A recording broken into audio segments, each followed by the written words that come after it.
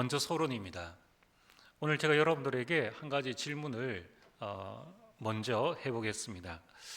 여러분, 신앙생활이 무엇이라고 생각을 하십니까? 신앙생활을 한 가지로 단정 짓는 단어를 말하라고 하면은 여러분은 무엇이라고 말씀하시겠습니까? 저는 지금까지 신앙생활을 하면서 또 복음을 깨달으면서 내린 결론이 신앙생활은 안 속는 것이다. 속지 않는 것이 신앙생활입니다. 왜냐하면 예수 그리스도께서 우리에게 모든 것들을 다 이뤄 놓으셨다는 거예요. 그래서 우리가 할 것은 아무것도 없습니다. 내가 증인이 되는 것이 아니라 증인이 되리라고 예수님께서 말씀하셨습니다. 그러니까 예수님께서 성삼위 하나님께서 우리를 증인으로 만들어 나가시는 것이지 내가 증인이 되는 것은 아닌 거예요. 우리 삶도 나의 나 된 것은 하나님의 은혜로 되어진 것이지 내가 한 것이 아니라는 것입니다. 구원받은 것도 내가 원해서 받은 것이 아니라 허물과 죄로 죽었던 나를 예수 그리스도께서 구원하여 주셨습니다. 그러면 로마서 말씀처럼 나를 위하여 자기 아들을 아끼지 아니하시니가 어찌 다른 것을 아끼시겠느냐. 그것이 우리 신앙생활의 기준이죠. 그렇다면 신앙생활을 여러 가지 또 다양한 방법으로 정의할 수 있겠지만은 우리가 그러한 부분들을 보면서 이 한마디로 정의하라고 한다면은 결국 신앙생활은 안 속는 것이다.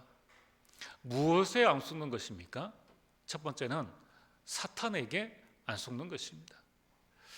요한복음 8장 44절에 이 사탄은 거짓말쟁이요 거짓의 아비라고 말씀하고 있습니다. 그래서 이 사탄은 첫사람 하와를 선악과로 속였죠. 그래서 사탄에게 안 속는 것이 신앙생활입니다. 두 번째는 세상에 속지 않는 것입니다. 세상이 대단해 보이고 세상이 발전해 가는 것처럼 보이고 세상이 부러움의 대상인 것처럼 보이지만은 그러나 세상은 네피림입니다. 결국 세상은 바벨탑이라는 거예요. 그래서 우리는 세상 보고 속지 말아야 합니다.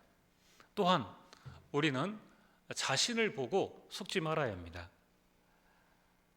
하나님께서 우리를 비록 우리가 연약하고 부족하지만은 하나님은 우리를 구원하셨고 하나님은 우리를 세상의 빛과 소금으로 부르셨다는 것입니다. 그래서 이것을 안 속으면 되는 거예요. 그리고 마지막 하나가 더 있습니다. 우리가 당연히 세상과 사탄과 자신에게 속지 말라라는 말씀을 많이 들었습니다. 근데 이제 우리가 가장 속기 쉬운 것이 네 번째입니다. 뭐냐면은 이 사탄은 우리 대적이기 때문에 당연히 안 속아야 되죠. 세상 속에서 우리를 유혹하는 것이 너무나 많이 있다는 것을 우리는 보고 알고 있습니다.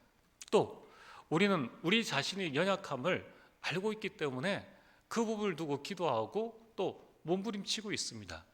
그런데 신앙생활을 하는 우리, 구원받은 우리, 하나님의 자녀된 우리가 네 번째에 가장 많이 속아요. 이 네 번째가 뭐겠습니까? 여러분 뭐라고 생각을 하십니까? 마음속으로 한번 여러분들이 정답을 제가 생각하는 답을 한번 생각해 보시길 바랍니다. 네 번째, 우리는 무엇에 가장 잘 속는가? 좀 이상하게 들릴 수 있습니다. 근데 여러분이 정신을 똑바로 차리고 한번 들어보시길 바랍니다. 우리는 무엇에 가장 잘 속느냐? 하나님께 가장 잘 속는다는 거예요. 아니, 하나님이 우리를 속이십니까? 하나님이 우리를 속이지 않는데 우리가 하나님께 속는 거예요. 도대체 이게 무슨 말입니까? 하나님은 우리에게 축복 주시기를 원하십니다. 그런데 하나님의 축복은 문제라는 가면을 쓰고 온다는 거예요. 뭐냐면 이것을 불신자들이 발견하면 안 되기 때문에. 그래서 이스라엘 백성들이 출애굽하고 난 다음에 하나님은 이스라엘 백성들을 이 홍해로 데리고 가셨습니다. 그리고 이스라엘 백성들을 광야로 가게 하셨습니다. 이때 이스라엘 백성들은 하나님을 원망하고 하나님께 불평하고 불신앙했다는 겁니다. 이것이 하나님께 속은 거예요. 왜 하나님께서 이스라엘 백성들을 홍해로 이끌고 왜 이스라엘 백성들을 40년 광야 생활을 하게 하셨는가? 하나님께서 이스라엘 백성들을 홍해로 이끄신 것은 하나님을 대적하는 이집트를 하나님께서 하나님이 되심을 나타내기 위해서 하신 것이요, 또 이스라엘 백성들을 광야로 이끄신 것은 가나안 정복을 위한 준비라는 것입니다. 그런데 이스라엘 백성들은 이 하나님의 절대 계획을 알지 못하고 오히려 하나님께 원망하고 불평하고 불신앙했다는 것입니다. 여러분, 요셉이 노예로 간 것은 무엇 때문입니까? 우리는 이제 요셉의 지나간 모든 일생을 알고 있기 때문에 답을 이야기할 수 있습니다. 요셉이 왜 감옥에 갔습니까? 그것은 하나님께서 이 요셉을 바로왕 앞에 세우기 위함이라는 거예요. 여러분, 우리는 어느 때에 하나님께 잘 속습니까? 문제를 당할 때, 갈등이 왔을 때, 위기를 당할 때입니다. 이때 우리는 하나님을 향하여서 원망하고 불평하고 왜 나에게 이런 문제가 일어났느냐, 하나님을 대적한다는 거예요. 오늘 우리는 꼭 깨달아야 됩니다. 하나님은 절대 계획을 가지고 우리를 인도하신다. 그래서 하나님은 우리에게 문제를 주시는 것이 아니라 답을 주시려는 것입니다. 하나님은 우리에게 갈등을 주시려는 것이 아니라 갱신시키시려는 것입니다. 하나님은 우리에게 위기를 주시는 것이 아닙니다. 축복을 주시려는 것입니다. 우리는 이 하나님의 절대 계획 속에서 하나님께 속지 않는, 그래서 하나님이 원하시는 것이 무엇인지를 정확하게 보고 하나님의 인도를 받아야 하는 것입니다. 자, 그럼 오늘 본론입니다. 우리가 이처럼 신앙생활은 속지 않는 것이요, 또 안 속아야 되는데 안 속으려면 어떻게 하면 됩니까? 오늘 이 성경 본문의 제목처럼 물 위를 걷는 인생, 이 물 위를 걷는 인생이 되어지려면 어떻게 하면 됩니까? 그래서 예수님께서 훈련을 시키신 것입니다. 이 제자들을 훈련시키신 거예요. 오늘 우리는 이 말씀을 통하여서 정말 우리가 세상과 나 자신과 사탄과 하나님의 테스트에 속지 않도록 우리는 훈련의 응답과 축복들을 반드시 누려야 되겠습니다. 첫 번째입니다. 예수님께서 제자들을 해상 훈련을 시키셨습니다. 이 훈련은 두려움을 극복하는 훈련이었습니다. 오늘 우리가 읽지는 않았지만은 이 마태복음 14장 15절에서 21절에는 우리가 가장 잘 아는 오병이어에 관한 이야기가 나오고 있습니다. 그래서 이 물고기 2마리와 이 떡 5개를 가지고 20절에 보면은 다 배불리 먹고 남은 조각을 12바구니에 가득 차게 거두었다. 먹은 사람은 여자와 어린이 외에 남자만 5,000명이었더라. 그러면은 집에 남자가 많습니까? 어린이가 많습니까? 어린이가 많은 거예요.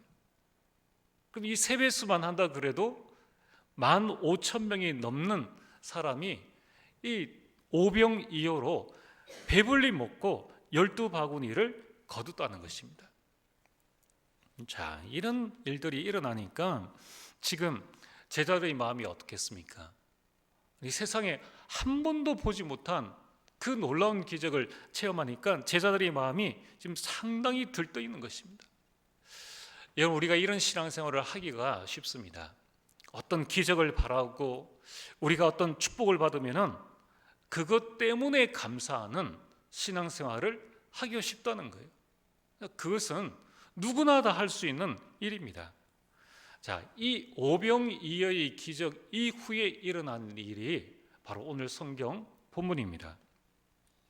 여기에 보면 22절에 보면은 아주 재미있는 말씀이 있습니다.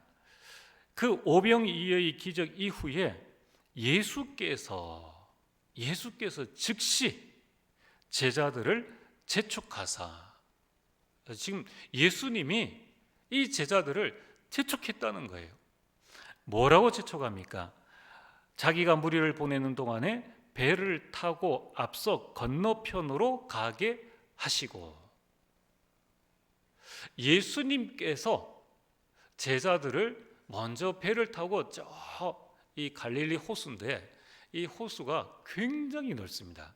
거의 바다라고 할 만큼 이렇게 큰 이 호수인 거예요. 그 길을 먼저 건너게 하셨다는 것입니다. 그리고 예수님은 거기서 혼자 계셨는데, 이제 제자들이 배를 타고 그 호수를, 바다를 건너갑니다. 24절에 보면은 육지에서 술이나 떠나서, 그때에 이 술이라는 것은 거의 바다 한가운데에 왔을 때에입니다. 이때 어떤 일들이 일어났습니까? 바람이 일어나고 물결이 일어났다는 것입니다. 이걸로 말미암아 고난을 당했다는 거예요. 여러분, 지금 이 제자들은 어떤 제자들입니까? 이들은 갈릴리 출신의 어부 출신입니다. 이들 제자들 중에 많은 수가 이 갈릴리에서 물고기를 잡는 어부였다는 거예요. 그래서 누구보다 갈릴리 그 바다에 대한 형편을 잘 알고 있습니다. 그런데도 생각지 못한 이 바람이 일어나고 물결로 말미암아 그들이 큰 고난을 당하였는데, 언제까지 고난을 당하였느냐? 25절에 보면 밤 사경이라는 것은 새벽 3시부터 6시까지의 시간을 밤 사경이라고 이야기를 합니다.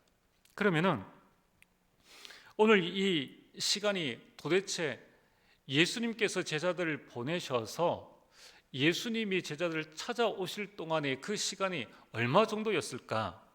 15절에 보면은 저녁이 되매, 15절에 저녁이 되매 오병이어의 기적을 가지고 그들이 저녁 식사를 하고 난 다음에, 여러분 보통 저녁 시간을 몇 시로 잡으면 좋겠습니까? 보통 7시에서 8시입니다.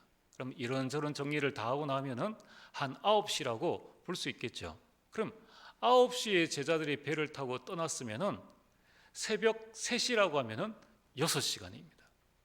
새벽 6시라면은 이제 9시간을 이 제자들, 이 뱃사공인 어부들인 이 제자들이 6시간에서 9시간 동안 힘쓰고 애쓰고 노력을 했는데 겨우 반밖에 가지 못했다는 것입니다.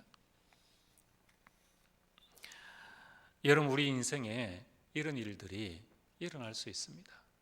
분명히 예수님께서 재촉해서 제자들을 보내셨는데, 분명히 무슨 일이 일어날 줄을 하나님이신 예수님은 알고 계실 텐데, 왜 예수님은 제자들을 따로 보내셨는가? 그 물결이 일어나고 풍랑이 일어날 걸 아시면서 왜 예수님은 제자들을 그냥 보내셨습니까? 오늘 하나님은 우리 모든 형편을 알고 계시지 않습니까? 우리 개인의 형편과 우리 가정의 형편과 내가 속해 있는 모든 현장의 형편을 알고 계시는데, 하나님은 왜 나를 거기에 보내셨느냐는 거예요.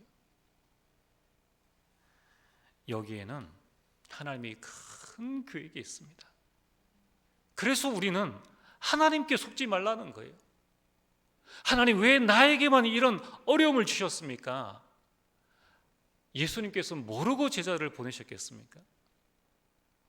지금 여러분들이 당하고 있는 그 눈물과 그 문제와 그 어려움을 하나님이 모르시고 그것을 허락하셨겠느냐는 거예요. 이 문제를 통해서 여러분들이 하나님을 불신앙하려고 하나님께서 그것을 허락하셨겠느냐는 거예요. 그렇지 않다는 것입니다. 제자들이 이렇게 생명의 위험을 느낄 정도의 큰 어려움을 겪고 있는 그때에 예수님께서 직접 제자들을 찾아오셨습니다. 여러분, 언제나 그렇습니다. 우리가 예수님을 찾아가기 전에 예수님이 제자들을 먼저 찾아오신다는 거예요. 오늘 하나님은 여러분들을 외면하지 않으십니다. 오늘도 여러분들이 문제 가운데 있는 그때에, 내가 사망의 음침한 골짜기를 가는 그때에도 하나님은 여러분들과 함께 하신다는 거예요. 여러분이 고통하고 있는 그 현장에 지금 예수님이 찾아오셔서 여러분들에게 말씀하십니다. 안심하라. 나니 두려워하지 말라. 속지 말라는 것입니다. 그런데 오늘 여기 보면은 아주 이 제자들이 바다 위로 걸어오신 예수님을 보면서 하는 표현이 있습니다. 26절에 보면은 제자들이 그가 바다 위로 걸어오심을 보고 놀라. 바다 위로 걸어오심을 보고 놀라. 이 말이 뭡니까? 자기들은 한 번도 바다 위로 사람이 걸어온 것을 본 적이 없다는 거예요. 내 생각에는 이런 일이 일어날 수 없다. 그래서 뭐라고 표현을 합니까? 유령이다. 예수님께서 걸어오셨는데 유령이다. 하나님께서 우리에게 복을 주시려고 문제라는 가면을 가지고 오시는데 우리는 시험 들었다. 나에게 왜 이런 어려움이 우리 찾아왔는가? 그렇게 원망하고 불평한다는 것입니다. 우리가 지금 성경을 보고 읽으니까 얼마나 우스운 이야기입니까? 아니, 예수님이 찾아오셨는데 유령이라 하다니요. 그런데 이 상황을 한번 여러분 곰곰이 한번 생각해 보시길 바랍니다. 그 당시에 배에 이 레이저 장치가 있습니까? 그 당시에 배에 전등을 켤 수 있습니까? 헤드라이트가 있습니까? 깜깜한 밤입니다. 이제 해가 떠야 될 그 시간표입니다.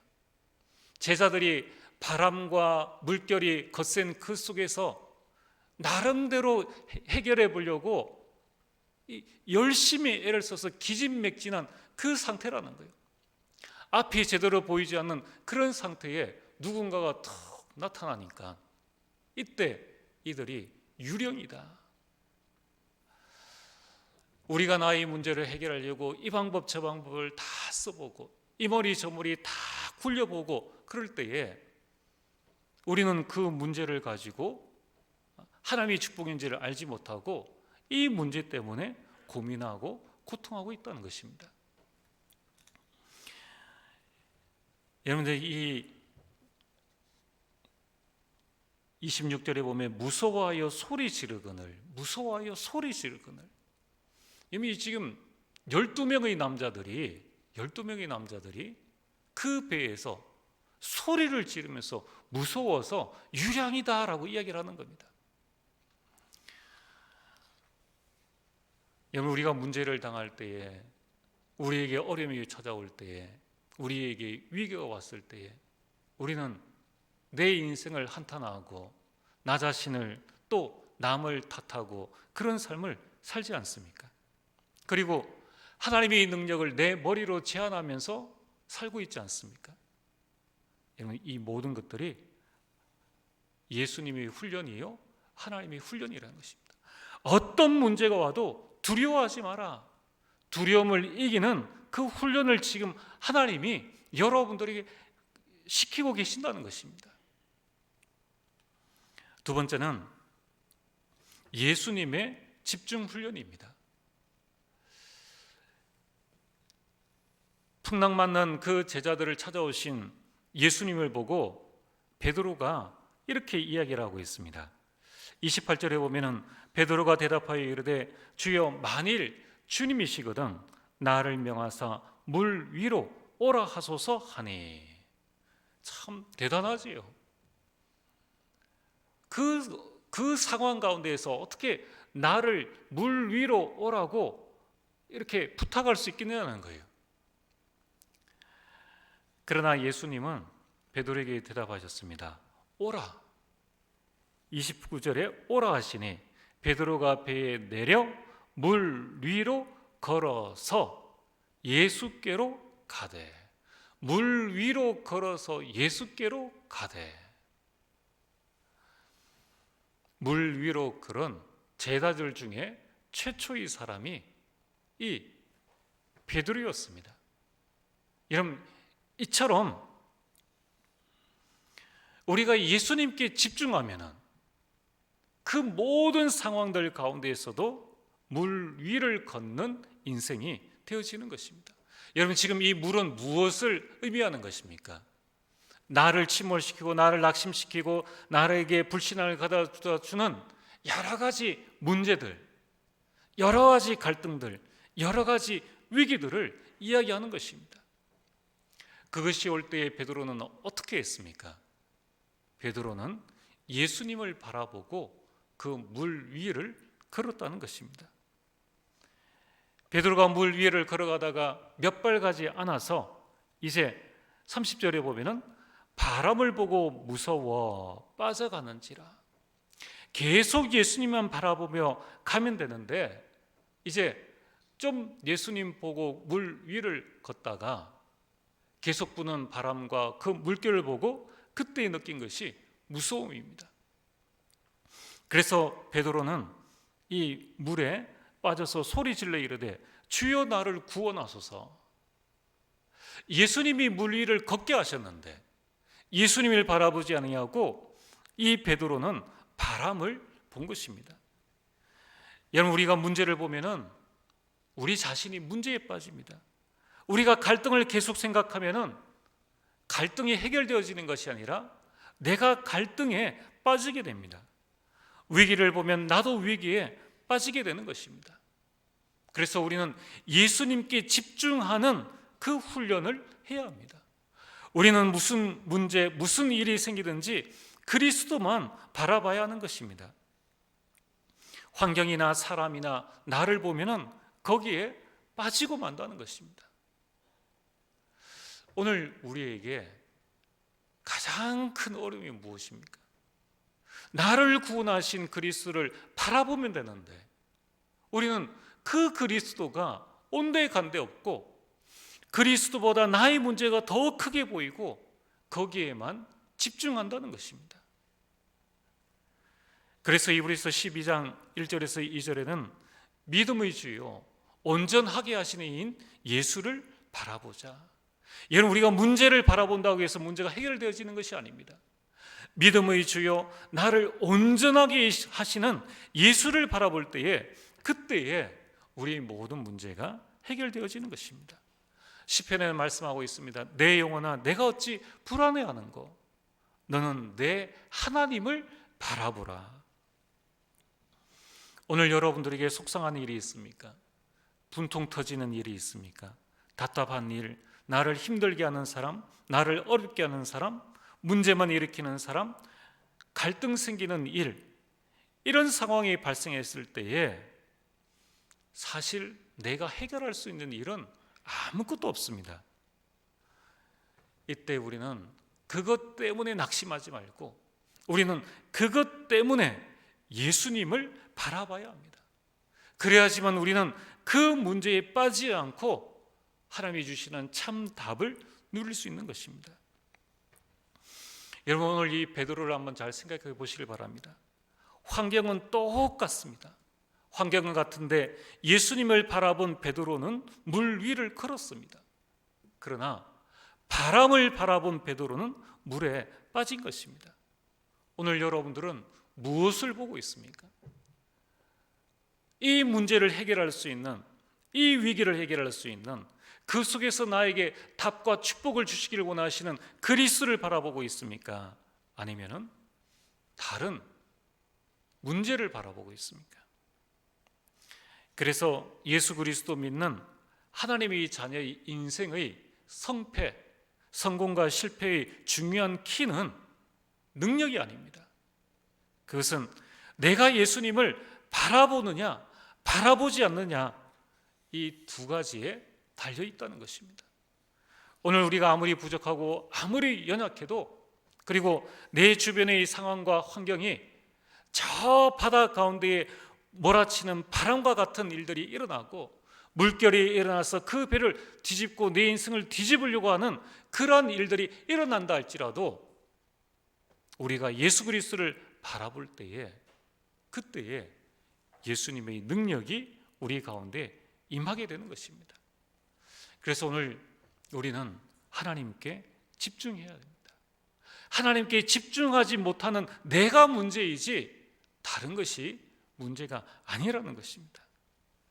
오늘 세 번째로, 이 본문을 통하여서 예수님께서 우리에게 하고자 하시는 말씀이 무엇입니까? 오늘 예수님의 이 훈련은 믿음의 훈련이라는 것입니다. 오늘 예수님께서 이 바람과 물결이 있는 이 바다 가운데에 제자들을 재촉하여서 보내신 이유는 무엇입니까? 그것은 예수님이 원하시는 것은 다른 것이 아니라 믿음입니다. 믿음이 세상을 이기기 때문입니다. 물에 빠진 베드로를 보고 33절에 예수께서, 31절에 예수께서 즉시 손을 내밀어 그를 붙잡으시며, 물에 빠져가는 그 베드로를 보고 예수님께서 지체하지 않으셨습니다. 즉시 손을 내밀어. 왜 하나님이 지금 지체하고 계십니까? 아닙니다. 하나님이 지금 우리에게 그 능력의 손길을 베푸사 우리를 지금 지켜주고 계시는 것입니다. 그러면서 하시는 말씀이, 믿음이 작은 자여 왜 의심하였느냐? 왜 의심하였느냐? 여러분, 우리 신앙생활은 속지 않는 것이라고 했습니다. 속지 않는 게 뭡니까? 의심하지 않는 것입니다. 의심하지 않는 것이 뭡니까? 믿음을 가지는 것입니다. 그게 신앙생활이지 않습니까? 우리가 열심히 하고 최선을 다하는 것, 그것이 신앙생활이 아닙니다. 신앙생활은 믿는 것입니다. 이 세상, 풍랑 많은 이 세상, 물결이 있는 이 세상을 살아가는데 우리에게 가장 필요한 것이 믿음이라는 것을 예수님은 제자들에게 훈련시키시는 것입니다. 여러분, 이 믿음은 어디에서 생겨나는 것입니까? 로마서 10장 17절, 믿음은 들음에서 나며 들음은 그리스도의 말씀으로 말미암느니라. 그래서 우리 예배 시간이 중요한 것입니다. 그래서 우리에게 말씀 듣는 시간이 중요합니다. 그리고 이 말씀을 듣고 난 다음에 서로 이 자신의 말씀을 나누는 포럼이 중요하고, 이 말씀을 가지고 매일매일 묵상하는 것이 중요합니다. 어느 만큼 이 말씀이 내 속에 정리되어져 있고, 이 말씀이 나에게 각인되어져 있고 뿌리 내리고 말씀의 체질이 되어져 있느냐에 따라서 우리에게 나타나는 게 뭡니까? 믿음입니다. 그 믿음으로 세상을 이기는 것이고, 그 믿음으로 우리 시험과 우리 모든 어려움들을 이기는 것입니다. 그래서 우리가 말씀 사역자 훈련을 하는 것입니다. 말씀의 훈련을 하는 것입니다. 오늘 예수님이 이 베드로에게, 베드로를 원망하지 않으셨습니다. 그를 책망하지 않으셨습니다. 바르게 가르쳐 주십니다. 믿음이 작은 자여. 이 사건 이후에 베드로는 어떤 생각을 했겠습니까? 이 베드로는 아마 그런 생각을 했겠죠. 그렇구나, 내가 더 그리스도를 알고 더 믿음 충만한 삶을 살아야 되겠구나. 여러분, 그래서 우리의 평생에 중요한 게 뭡니까?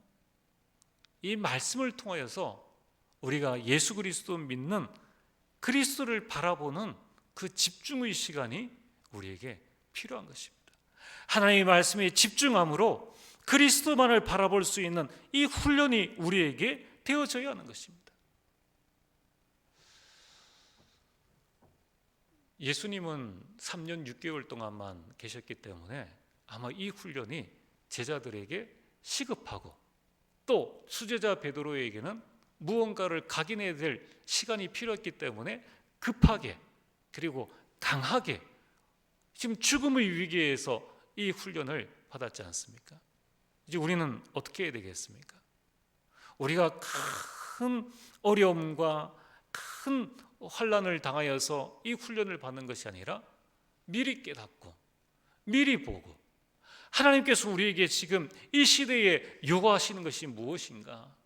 그것은 우리가 믿음 충만하기를 원하시는구나. 그래서 우리 스스로 정말 40일 집중 속에 하나님이 원하시는 그 시간 속에 들어가는 응답과 축복들을 누리게 되기를 주의 이름으로 축복합니다. 여러분, 그래서 오늘 물 위를 걷는 인생은 문제 없는 인생이 아닙니다.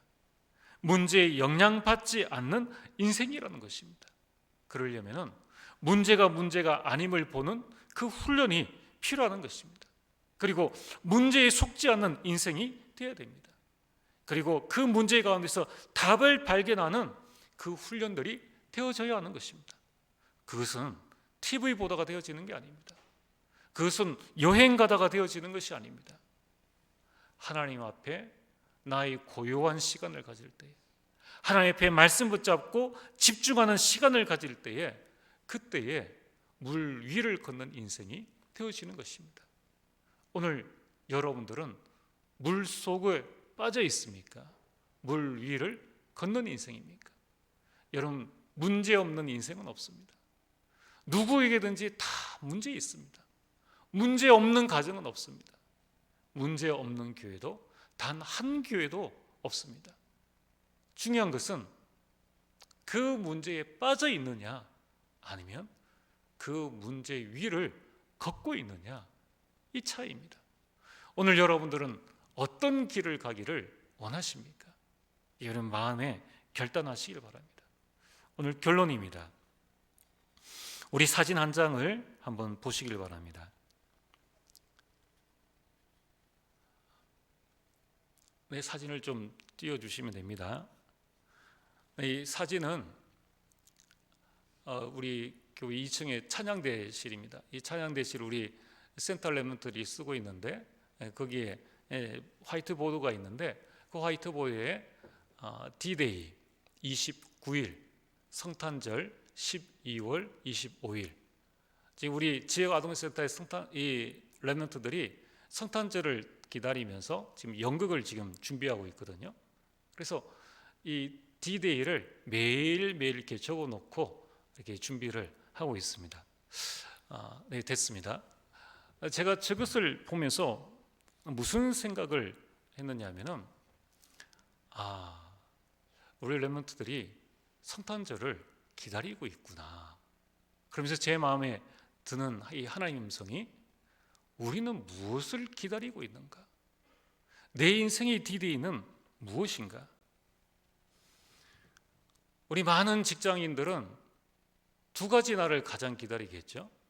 한 달 중에 월급날을 기다리고, 그리고 매일매일 퇴근 시간을 기다리겠죠. 또 우리 학생들은 어떠합니까? 방학을 기다리고 공휴일을 기다리겠죠. 그리고 많은 분들은 이 가정이나 개인의 중요한 날, 내 생일, 또는 가정이 이사하는 날, 또 진급하는 날, 승진하는 날, 각자 그런 날들을 기다립니다. 오늘 여러분들은 무엇을 기다리셨습니까? 오늘 금요 예배를, 이 시간에 참여한 분들은 아마 금요 예배를 기다리신 줄 생각하는데, 우리는 무엇을 기다리고 있고, 우리는 하루를 살고 일주일을 살고 우리 인생을 살아갈 때에 무엇이 나의 D-Day를 삼고 살아갑니까? 여러분, 우리는 하나님의 나라를 기다려야 됩니다. 우리 문제 속에, 우리 갈등 속에, 우리 위기 가운데 우리 기다림은 하나님의 나라가 되어야 합니다. 그리고 우리 기다림은 내 시간표가 아닌 하나님의 시간표를 기다려야 합니다. 우리 조급을 버리고 하나님께서 하실 것이다. 내 언약의 여정 가운데 지금까지 나를 인도하신 그 하나님, 앞으로도 나와 우리 후대들을, 우리 교회를 이끄실 것이다. 그 하나님의 시간표를 기다려야 됩니다. 그래서 우리는 무엇을 기다려야 됩니까? 하나님의 음성을 듣는 예배입니다.